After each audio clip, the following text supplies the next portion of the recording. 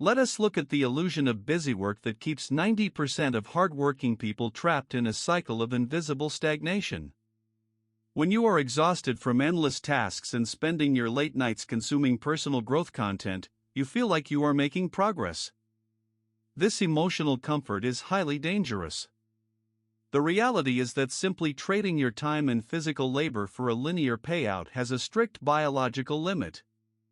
You only have 24 hours a day, and your energy is a depreciating asset that declines every single year.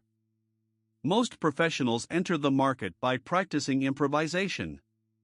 They wake up, react to whatever urgency lands on their desk, and call it hard work. They run from one trend to another, changing their focus based on whatever side hustle is popular this month. This lack of structure is the exact reason why their energy never builds momentum. They are burning fuel and making noise, but their personal value stays completely flat because they are treating their career like a chaotic lottery rather than a scalable system. This brings us to the first critical phase of personal scaling, which is the destruction phase. This is the exact graveyard where 90% of ambitious people fail.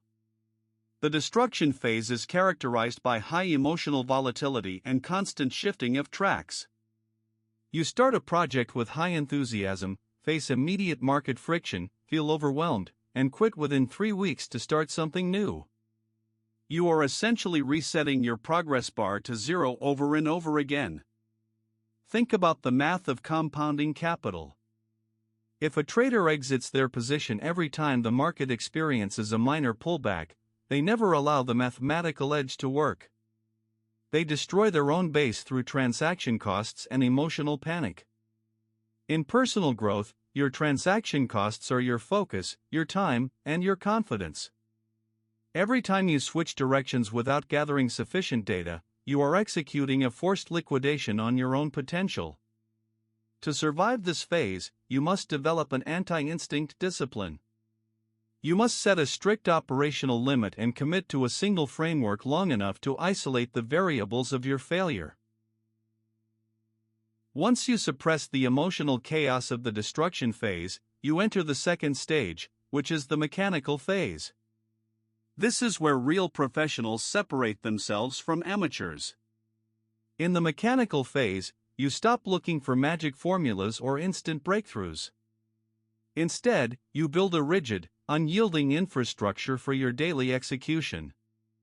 You document your processes, create standardized operating procedures for your mind, and maintain an objective performance log.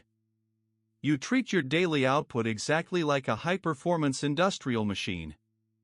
If a semiconductor packaging engineer encounters a reliability defect like delamination, they do not panic or abandon the design.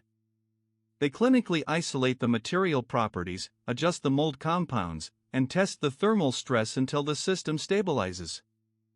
You must treat your life with the same engineering precision. By executing the same fundamental actions every single day regardless of your mood, you eliminate decision fatigue. You stop guessing and start measuring. This consistency allows you to discover your statistical edge, the specific intersection of your unique skills that consistently delivers disproportionate value to the market. Surviving the mechanical phase unlocks the ultimate level of wealth creation, which is the scaling phase. This is the stage where your income completely decouples from your physical time. In the previous phases, you optimized your personal efficiency, but you are still selling your hours. In the scaling phase, you transform your validated expertise into structural assets. You take the systems you engineered in the mechanical phase and translate them into code, scalable media, or institutional intellectual property. Think about the massive structural leverage this creates. When you build a software system or publish a comprehensive framework, the cost of replication drops to zero.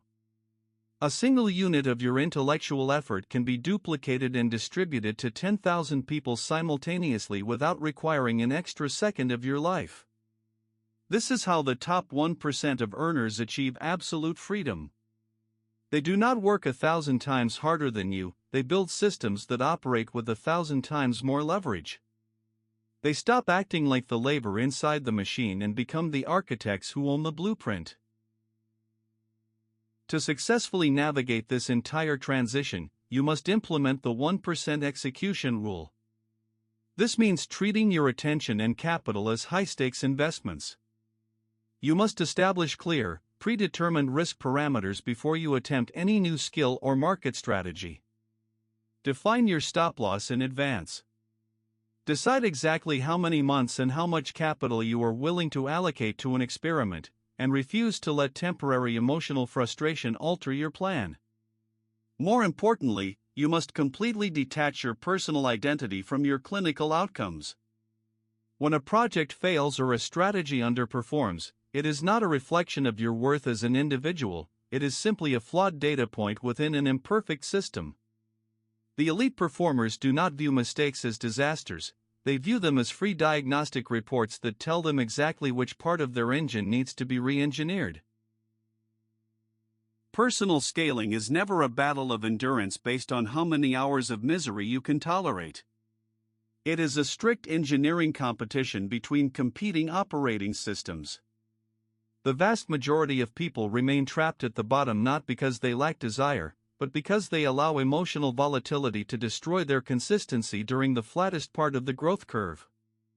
Stop treating your life like a series of disconnected side hustles and start treating your mind as a scalable enterprise. Build your infrastructure, eliminate the emotional noise, survive the mechanical grind, and engineer a system that forces the world to reward your scale. The math of leverage does not care about your feelings, it only responds to structure. Stop drifting, fix your system, and execute.